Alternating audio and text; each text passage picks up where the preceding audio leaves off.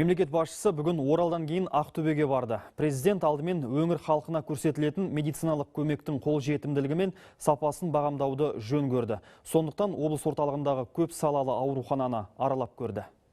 Ақтөбелік дәрігерлер адам ағзасындағы кейбір мүшелерді ауыстыра бастады.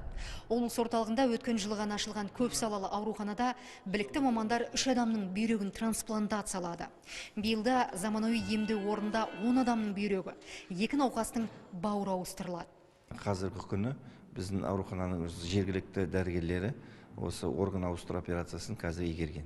Соңғы жасалған бүйрек ауыстыру операциясы осы 6 наурыз күні орындалды.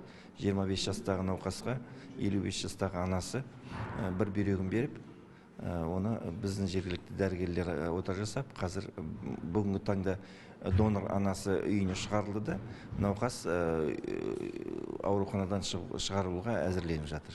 Аймақта бұрын соңды мұндай аурухана болған жоқ. Еңселі емдеу мекемесінің ерекшелігі сол, нысан халықаралық талаптарға сәйкес салынды. Ауруханадағы бөлмелерде дәліз деген, ал мұнда келінген медициналық қондырғылардың кейбірі бүтін батыс аймақта жоқ.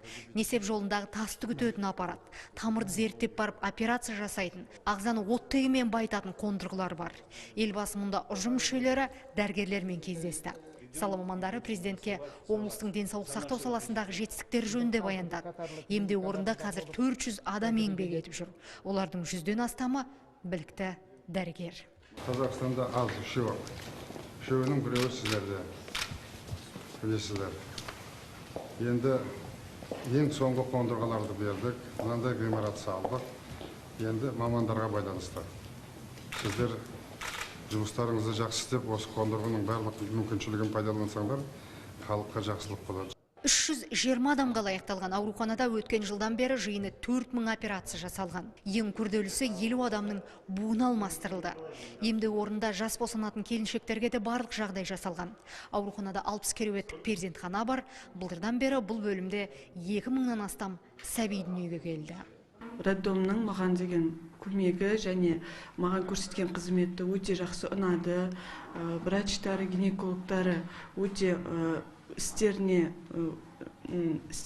шебері, маманы деп айтуға болады.